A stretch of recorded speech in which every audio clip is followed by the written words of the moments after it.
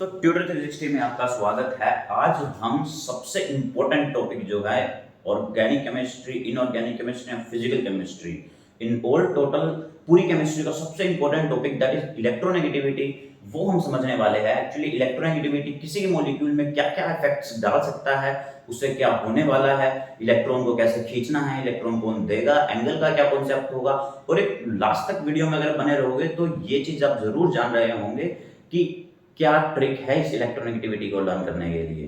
कुछ ऐसे एलिमेंट्स हैं जो हर एक मॉलिक्यूल्स में कॉमनली प्रेजेंट होते हैं और उन मॉलिक्यूल्स की, उन एलिमेंट्स की हमें कुछ इलेक्ट्रोनेगेटिविटी जाननी होती है। तो क्या है इस इलेक्ट्रोनेगेटिविटी का कॉन्सेप्ट? देखिए, इलेक्ट्रोनेगेटिविटी इलेक्ट्रोनेगेटिविटी की अगर एक बेसिक डेफिनेशन में आपको दे दूं तो उसका काम सिर्फ इतना है कि it is nothing but just an tendency to attract shared pair of electron, और वो भी एक बॉन्ड में ही होने वाली है। Tendency to attract shared pair of electron. 8-9 class के बच्चे हो और आपको बताना, आप सिर्फ इतना ही बताने वाले हो, tendency to attract shared pair of electron. मतलब क्या कि सपोज कोई ये बॉन्ड है, ये ए एटम है, ये बी एटम है, इनके बीच में बॉन्ड है, तो अगर ये ज्यादा इलेक्ट्रोनेगेटिव है तो एक बॉन्ड 2 इलेक्ट्रॉन से बना हुआ होता है। तो मैंने आपको पहले भी बताया था इसमें कि ये सेंटर में नहीं होते। ये सेंटर में नहीं होते तो इसका मतलब क्या है कि ये ज्यादा उसके पास होंगे जो ज्यादा इलेक्ट्रोनेगेटिव है। सपोज बी ज्यादा इलेक्ट्रोनेगेटिव है, इलेक्ट्रोनेगेटिविटी का यूजुअली सिंबल जो है वो ये जाई, इस तरीके का सिंबल बना दिया जाता है। तो मान लो मैं बोल दूं कि जाई बी इज ग्रेटर देन जाई ए, दैट मींस जो हमारे पास जो इलेक्ट्रॉन होंगे वो ए के पास नहीं होंगे, ज्यादा क्लोज वो बी के पास होने वाले हैं। मींस ये अपने इलेक्ट्रॉन को क्या करने वाला है, इन इलेक्ट्रॉन्स को, शेयर्ड इलेक्ट्रॉन्स को खींचने वाला है अपनी तरफ। तो आपको सिर्फ इतनी सी बात समझनी है। अब इस इलेक्ट्रोनेगेटिविटी से होने क्या वाला है, देखिए इलेक्ट्रोनेगेटिविटी का जो कॉन्सेप्ट है, इलेक्ट्रोनेगेटिविटी इसलिए इंपॉर्टेंट है क्योंकि ये डायरेक्टली डील करता है परसेंटेज एस कैरेक्टर से, मतलब कि हाइब्रिडाइजेशन से। अब हाइब्रिडाइजेशन में तो बॉन्ड बन रहे होते हैं, ऑर्बिटल्स मिक्स हो रही होती हैं, ऑर्बिटल्स मिक्स होती है, फिर दूसरा एटम आके उस पे उन ऑर्बिटल्स के लोब्स के साथ मिक्स होता है, तब जाके एक मॉलिक्यूल बनता है। तो मॉलिक्यूल बन रहा है, इसलिए इस इलेक्ट्रोनेगेटिविटी का कॉन्सेप्ट बहुत ज्यादा इंपॉर्टेंट है, परसेंटेज एस कैरेक्टर। पहली बात। दूसरी बात, हम जब भी हाइब्रिडाइजेशन में देखते हैं तो हर हाइब्रिडाइजेशन की ज्योमेट्रियां, हर हाइब्रिडाइजेशन की शेप में हम एंगल की बात करते हैं। मींस एंगल भी बीच में बहुत ज्यादा इंपॉर्टेंट रोल प्ले करने वाला है। तो मैं एंगल भी लिख देता हूं, एंगल। तीसरी बात, अब देखने को ये आएगा कि हमारे पास जो लोब्स है, काम तो सारा का सारा लोब्स करने वाली है। तो इलेक्ट्रॉन नेगेटिविटी ऐसा कौन सा एलिमेंट लगाऊं या फिर ऐसा कौन सा एटम जुड़ा हुआ उस सेंट्रल मेटल एटम के साथ कि वो उसकी इलेक्ट्रोनेगेटिविटी की वजह से वो जो लोब्स है उस पर क्या इफेक्ट डाल रहा है एक्चुअल में, जिसकी वजह से वो एंगल जो है इतना कम ज्यादा हो रहा है। तो लोब्स पर क्या इफेक्ट पड़ेगा? तो देखो ये सारी की सारी चीजें इंटर रिलेटेड ही हैं, अलग अलग नहीं है। मान लो मैं बात कर दूं, सीधा एंगल से बात कर लेता हूं। चलिए, अगर मैं एंगल को थीटा बोल रहा हूं तो थीटा जो है वो डायरेक्टली प्रोपोर्शनल होता है किसके? परसेंटेज एस कैरेक्टर के। आप ये बात जानते हैं, percentage S character. For example आप जानते हो, मान लो sp3 है और एक sp2 है, एक sp है।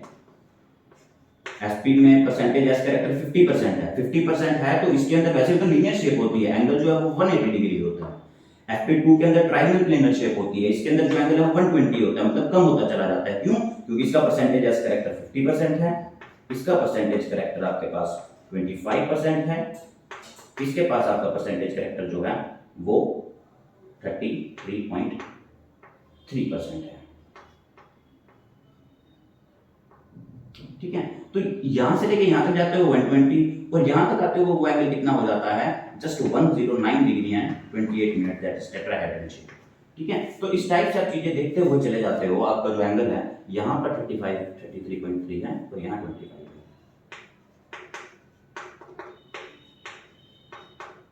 ठीक है, तो देखो डायरेक्टली आप ये बात समझ भी रहे हो कि अगर थीटा को इंक्रीज किया जाएगा, एंगल को इंक्रीज किया जाएगा तो परसेंटेज एस कैरेक्टर इंक्रीज हो रहा होगा। अगर थीटा को डिक्रीज किया जाएगा तो आपका जो परसेंटेज कैरेक्टर है वो डिक्रीज हो रहा होगा।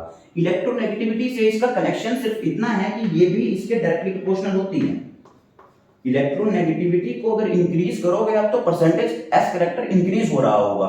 एरोमेटिसिटी के केस में मैंने ये बात आपको समझाई भी थी, हल्की सी झलक इन सब चीजों की दी थी, तो आप वहां से जाके भी थोड़ी सी चीजें क्लियर कर सकते हैं। वरना आज हम इस कॉन्सेप्ट को इजीली समझने वाले हैं। जितना ज्यादा इलेक्ट्रोनेगेटिव होगा उतना ज्यादा एंगल होगा, उतनी ही ज्यादा परसेंटेज एस कैरेक्टर होगी।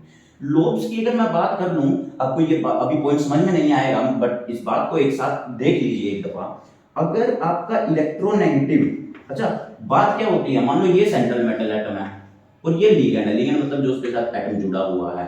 अगर लिगेंड से लेके सेंट्रल मेटल एटम तक जाते जाते आपका जो इलेक्ट्रोनेगेटिविटी है वो कम हो रही होती है। मैंने क्या बोला कि अगर लिगेंड से सेंट्रल मेटल एटम की तरफ जाते जाते इलेक्ट्रोनेगेटिविटी कम हो रही है, तो उनकी जो लोब्स हैं वो क्या हो रही होगी, वो हो रही होंगी लॉन्ग एंड थिन लोब्स। और अगर इलेक्ट्रोनेगेटिविटी इंक्रीज हो रही है लिगेंड से लेके सेंट्रल मेटल एटम तक जाते जाते, तो आपकी जो लोब्स हैं वो शॉर्ट हो रही होंगी और थिक हो रही होंगी। आप इस बात को कुछ इस तरीके से भी समझ सकते हैं, जब हम लिख रहे थे सपोज दिस इज कार्बन, है ना, यहां पर मान लो, अब चलो कार्बन भी छोड़ो, ये ऑक्सीजन है ना, यहाँ पर H है, यहाँ पर H है, वाटर की बात कर रहा हूँ मैं, तो ऑक्सीजन ज्यादा इलेक्ट्रोनेगेटिव है, तो यहाँ पर मैं कुछ 2 इलेक्ट्रॉन रखूंगा, दोनों इलेक्ट्रॉन यहाँ रखूंगा, तो यहाँ पर इन दोनों के रिपल्शन जो है वो ज्यादा होगी। भाई दोनों इलेक्ट्रॉन पास है, अगर इलेक्ट्रॉन पास हैं तो आपस में सेम साइन की इलेक्ट्रॉन्स नेगेटिव चार्ज होते हैं, और तो वो क्या करने वाले, रिपेल करने वाले हैं। अगर रिपेल करेंगे तो वहां पर थीटा कुछ ज्यादा होगा। आप देख रहे हो suppose this is ligand and this is central metal atom, तो लिगेंड से लेके सेंट्रल मेटल एटम तक जाते जाते थीटा जो है वो इंक्रीज हो रहा है। क्यों? क्योंकि इलेक्ट्रोनेगेटिविटी इंक्रीज हो रही है। तो आप इस बात को समझ पा रहे हो इस चीज से। मैंने क्या बोला कि अगर लिगेंड से लेके सेंट्रल मेटल एटम तक जाते जाते इलेक्ट्रोनेगेटिविटी इंक्रीज हो रही है तो लोब्स शॉर्ट और थिक होंगी, और साथ ही साथ आपका जो थीटा है वो इंक्रीज हो रहा होगा, परसेंटेज एस कैरेक्टर भी इंक्रीज हो रहा होगा। तो इसकी जो लोब्स है, ये बॉन्ड है, मैं इसके लोब कैसे बनाने वाला हूं, मैं कुछ इस टाइप से लोब बनाने वाला हूं। थिक एंड शॉर्ट मतलब क्या, कुछ इस टाइप से, ये होगी आपकी थिक एंड शॉर्ट लोब्स। मान लो कि अगर मैं इसका दूसरा अपोजिट चीजें लेता हूं, मैं बोल देता हूं कि सेंट्रल मेटल एटम से लेके लिगेंड से लेके सेंट्रल मेटल एटम तक जाते जाते अगर आपका इलेक्ट्रोनेगेटिविटी कम हो रही है, फॉर एग्जांपल इसी में ही मैं अब ये ले लेता हूं, ये O है, ये F है, ये F है। अब आप जानते हो फ्लोरीन जो है वो ज्यादा इलेक्ट्रोनेगेटिव है, तो मैं क्या करूं, मैं यहां पर लिख देता हूं इस बात को, इलेक्ट्रॉन जो है वो ज्यादा इस तरफ होंगे, यहां तो रिपल्शन है ही नहीं। अगर यहाँ रिपल्शन नहीं है तो यहाँ थीटा क्या होगा, यहाँ थीटा कम होगा। तो लोब्स कैसी होंगी, लोब्स होंगी आपके पास लॉन्ग एंड थिन, मतलब कैसी, कुछ इस टाइप की लोब्स होंगी, इस टाइप से, इस टाइप की लोब होने वाली है। तो थीटा इनके बीच में कैसा होने वाला है, वो कम होने वाला है। वैसे तो लोन पेयर होते हैं यहाँ पर भी लोन पेयर होते हैं। तो अगर आपसे कोई पूछ भी ले H2O और OF2, इन दोनों में एंगल किसका ज्यादा है, तो आप किसका लिखने वाले हो, OH2 का ज्यादा है, बट स्ट्रक्चर दोनों का सेम है, that is bend shape, linear भी नहीं है। क्यों? क्योंकि वसीफर थ्योरी के अकॉर्डिंग यहाँ पर लोन पेयर और बॉन्ड पेयर रिपल्शन हो रही है, जो कि ज्यादा होती है as compare to bond pair repulsion. तो एक पॉइंट आप बहुत अच्छे से समझ चुके होंगे कि इलेक्ट्रोनेगेटिविटी रोल तो बहुत अच्छा प्ले करने वाली है। लोब्स के अंदर आप पॉइंट्स को जरूर लिख लीजिए। परसेंटेज एस कैरेक्टर की अगर मैं बात करूं तो देखो sp 3 टाइप की बात करते हैं। कार्बन मेनली हाइड्रोकार्बन की बात कर रहे होते हैं जब भी हम हाइब्रिडाइजेशन के कॉन्सेप्ट पढ़ते हैं, मॉलिक्यूल के कॉन्सेप्ट पढ़ते हैं, ऑर्गेनिक केमिस्ट्री मोस्टली कार्बन की बात करते हैं, तो कार्बन की चीजें उठा लेते हैं, है ना। मैं क्या बोल रहा हूं, 3 टाइप के होते हैं, sp sp2 और sp3। फिलहाल इनकी बात करते हैं। sp मतलब लीनियर शेप, मानो कार्बन की बात करूं तो कुछ इस प्रकार का मिलने वाला है ट्रिपल बॉन्ड में sp में, sp2 में डबल बॉन्ड होगा, sp3 में वो सिंगल बॉन्ड होगा, जैसे कि CH4 मीथेन, है ना, इथीन सॉरी, तो लिख लेते हैं, कोई फर्क नहीं पड़ता है। तो इसके अंदर ये अगर sp है 180 डिग्री है, एंगल ज्यादा है, तो ये ज्यादा इलेक्ट्रोनेगेटिव होगा। This is more electronegative, this is less electronegative, ये और भी ज्यादा लेस इलेक्ट्रोनेगेटिव होने वाला है। ठीक, अब देखिए, अब हम इस कॉन्सेप्ट को अप्लाई करने वाले हैं एक मॉलिक्यूल के अंदर। एक मॉलिक्यूल के अंदर समझते हैं कि इसका क्या हो रहा होगा। भाई यहाँ पर भी देखो ना, sp में थीटा ज्यादा, कॉन्सेप्ट सारे लग रहे होंगे।